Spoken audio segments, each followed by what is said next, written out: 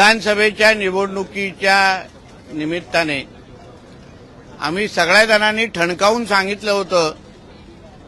की महाराष्ट्रामध्ये सक्षम असा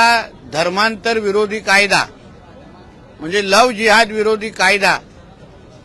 हा आमचा हिंदुत्ववादी विचाराचे सरकार घेऊन येईल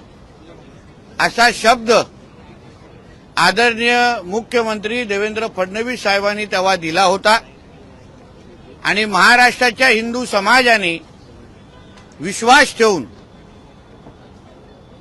आपल्या हक्काचं हिंदुत्ववादी विचाराचं सरकार महाराष्ट्रामध्ये निवडलं आणि आज मला मनापासून समाधान वाटतंय की आज महाराष्ट्रामध्ये एक सक्षम धर्मांतर विरोधी कायदा हा कॅबिनेटमध्ये पास झालेला आहे। धर्म स्वातंत्र्य अधिनियम 2026 या अंतर्गत ज्याचा लवकरच काही तासामध्ये GR निघेल, यापुढे आमच्या कुठलीही हिंदू बहिणीकडे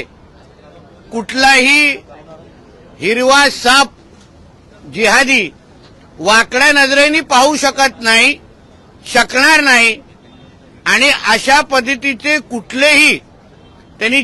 लव जिहाद सारखा प्रकार करण्याचा प्रयत्न केला तर आता महाराष्ट्रामध्ये अतिशय सक्षम असा धर्म स्वतंत्र कायदा अधिनियम 2026 म्हणून आता कायदा लागू झालेला आहे। यासाठी मी आमचे आदरणीय हिंदुत्ववादी विचाराचे मुख्यमंत्री देवेंद्र फडणवीस साहेब, दोन्ही उपमुख्यमंत्री आणि पूर्ण कॅबिनेटचा मी मनापासून आभार मानतो।